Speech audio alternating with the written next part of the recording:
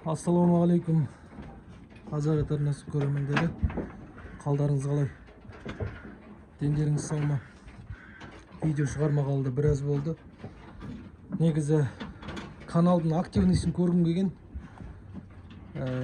Қайсы іздейді, комментарияға жазып. Енді көп көрермендер видеоны подпискасыз көреді. Комментарий аз, лайк аз дегендей ғой. Содан кейін біраз уақыт видео шығармайын деп шештім. Жалғыз ол емес, бұқалар сатылып кетті ғой. Бұқалар сатылғанына біраз болды. Содан кейін де кішкене видео шығарғым келмеді. Енді мына жердегі тұрған 10 бас бұқа домалақтай 470 мыңнан кетті. Мына жердегі кішкентай бұқаларым сойып сатсақ өзін ақтамайтындай болғаннан кейін мына жердегі екі үлкен бұқаның бағасын келтіріп 470 мыңнан беріп жібердім. Бұл жердегі үлкен бұқалар маған пайда әкелмеді ешқандай. Тек мына жердегі тұрған бұқалар ғана пайда әкелді десем болады. Сатқан себебім бұқалардың іші ірілді. Біресе көп, біресе аз болып кетті жем. Еще не жем қымбаттап кетті. 3,5 мың теңгеден кетіп қалды қабы 30 килограмм. Содан кейін қалтаға ұрғаннан кейін мен бұқаларды сатып жіберуге шешім қабылдадым. Содан кейін бұқалар сатылып кетті. 470 мыңнан круг таза пайдасы маған 1,5 миллиондай таза пайда қалдырды ғой, жемін шөбін есептемеген кезде. Енді 1,5 миллионнан көп, 1 миллион 700 дей ма, 1 миллион 600 дей ма, сондай пайда қалдырды. Енді оны шыны керек есептемедім. Сатуға тура келгеннен кейін саттым. Негізі бордақыға мен айтқан болатынмын, бойшаң денелі малдарды алу керек. Кішкентай малдарды көтергенше біраз уақыт кетеді. Енді бұлар маған арзан келгеннен кейін, 200 мыңнан келгеннен кейін бұларды алып қоя салдым, ештемені ойламастан. Бірақ енді бордақыға келген кезде жақсы көтерілді, бірақ бойлары тапал болды және денелері қысқа болды. Содан кейін бұқаның көтерілуі өте қиын болды. Сондай жағдайлар. Одан кейін мал алып, мал сойып, мал сатып біраз дүниелер істедік. Көп болмаса да, өйткені қыс келе жатыр, көмір алу керек, тағы да басқа заттар алу керек. Өзімізде тұрақты жұмыс болмағаннан кейін, осы малға қарап отырғаннан кейін сондай бір малмен жұмыстар істедік. Айып етпессіздер YouTube каналға видео салмай кеткеніме. Енді Алла қаласа әлі алда ғой. Қазіргі уақыт жұмыс істеп, қысқы уақытта видео салып отырсам да нұр үстіне нұр. Енді қазіргі уақыттарда мен жалғыз өзім болғандықтан видеоға да салып үлгермей, видео түсіруде үлгермей жатамыз. Сондықтан айып етпеңіздер, құрметті менің қазақ ет арнасының көрермендері. Каналға тіркеліңіздер, лайк басыңыздар, каналдың активныйсын көтерейік. Пока бір ютубтан ақша тауып жатқан жоқпыз, ақша табатындай нәтиже көрсетіп жатқан жоқпыз. Сондықтан Алла қаласа енді бәрі жай-жайдан ғой, болашақта оғанда жетіп қалармыз. Әзірге осындай міне құнажын, тайшалар алып қойдым. Алла нәсіп етсе күздікке, соғымға семіртіп жатырық.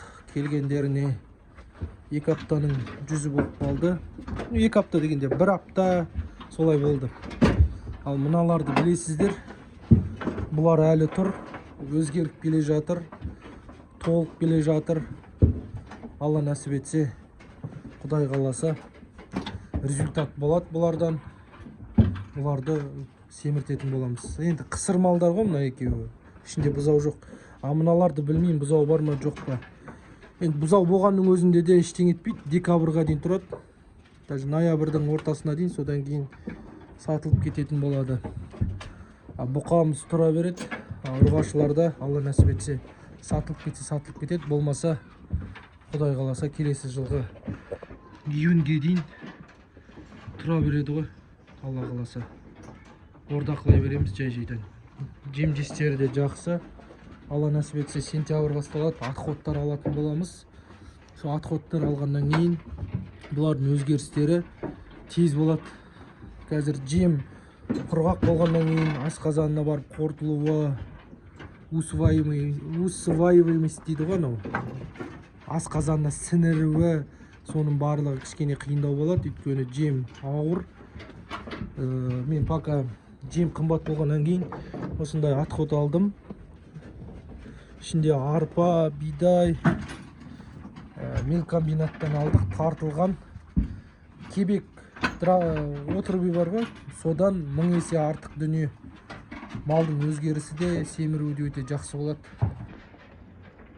Біздің айғырымызда жай-жайдан ет жинап, қазы жинап, семіріп жатыр. Бірақ бұл бордақылау емес, мінуге тұрған мал, азын-аулақ жем беріп қоямыз. Бірақ сонда да сол азын-аулақ жем жегеннің өзінде де өзгеріс жақсы. Бұл малдарға ивермек іштеме әлі егілген жоқ. Алла қаласа ивермек егу керек. Сол кезде көтерілімі де жақсы болады. Сентябрь басталғаннан кейін сол сентябрьді күтіп отыр. Әйтпесе жем қымбат. Сентябрьдің аяғына, октябрьдің аяғында өзгерістер болу керек жемнен. Қазірдің де өзінде Аллаға шүкір 3,5-мыңнан 3150-ге түсіп жатыр. Өйткені арпа, бидай шабылып жатыр. Олар бірден түсіре қоймайды. Аптасына 100 теңге сөйтіп жайдан түсіріп, Алла амандығын берсе, Алла қаласа 60 теңге, 70 теңгеге дейін түсу керек негізі. Былтыр 50 теңгеге дейін түсті тартылған арпа. Биылда түсу керек, Құдай қаласа. Биыл енді 50 теңгеге түсе қоймас, мал қымбаттады ғой. Биыл енді болжамым бойынша 60 теңгеге түсу керек.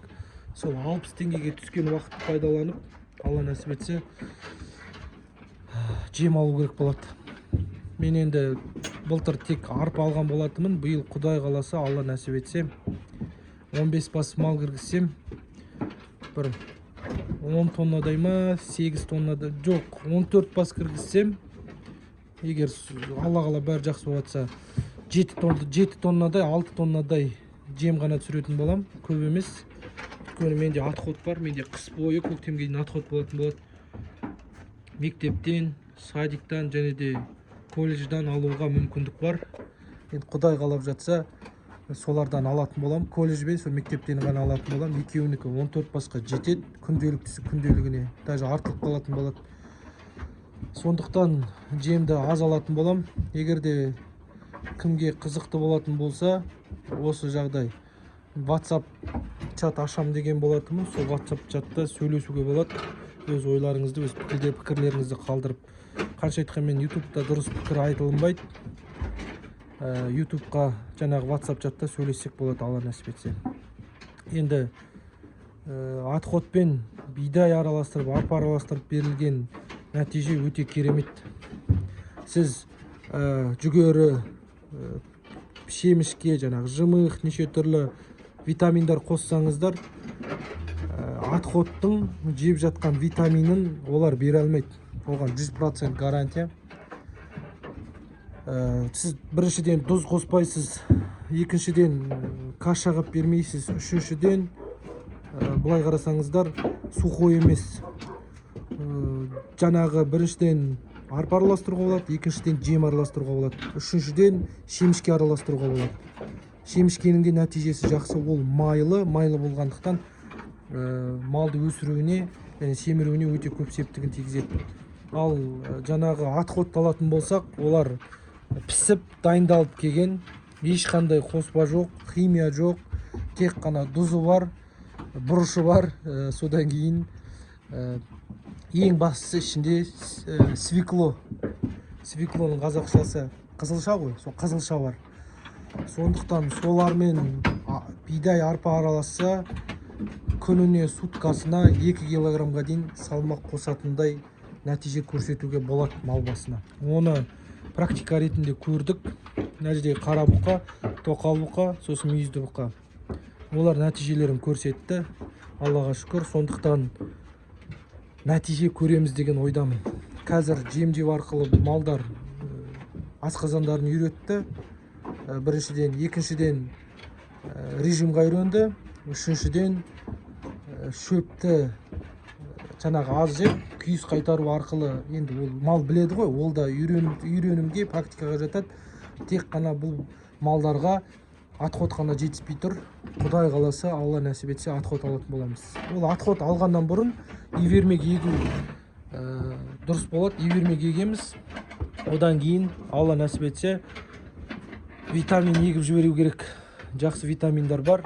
Сол витаминдардан бір 2 қайтара ексек, Алла нәсіп етсе, декабрьға дейін, Құдай қаласа, бәрі жақсы болса, 200 килоның үстінде, немесе 200 килоға жетпей салмақ алып шығатын боламыз. Осы ұрқаш тайыншалардан, бұқадан да тайыншалардан. Көреміз енді. Менің бұл ойым, әрмен қаратай Алла білет, және де бұлардың асқазандары білет. Қалай жеп, қалай қортып, қалай семіретіндеріне. Қазір шүкір бойы көтерілді. Мынаның бойы әжептәуір көтерілді. Қарамыз толып, бойы көтеріліп келе жатыр. Ендігі жағдай сентябрьді күтетін боламыз. Сол сентябрьда Алла нәсіп етсе, бәлкім ашып қалам WhatsApp чат. Енді оны ойлана жатам, бірақ ойымда бар. Оны ашқаннан кейін ертең давай дейді. Халық сол кезде үлгеремей қалам ба деген ойым бар. Өтірікші болып қалмай. Енді оны да WhatsApp чатты да ойланатын боламыз. Енді видео салмай кеткен себебімді түсіндірдім. Айып етпейсіздер, кешіріңіздер. Құдай қаласа, әлі талай видеолар болады. Рахмет, комментария жазып, видеоға шығады деп жатқан көрермендерге. Сіздер үшін видео салатын боламыз алда. Келесі видеода кездескенше аман сау болыңыздар. Әр қазағымыз бай қуатты болсын, Қазақстанымыздың аспаны ашық болсын. Бай болайық, және де тыныш мемлекетте өмір сүре берейік. Бордақыларыңыз, бастайын деп жатқан бордақыларыңыз сәтті болсын. Аман сау болыңыздар.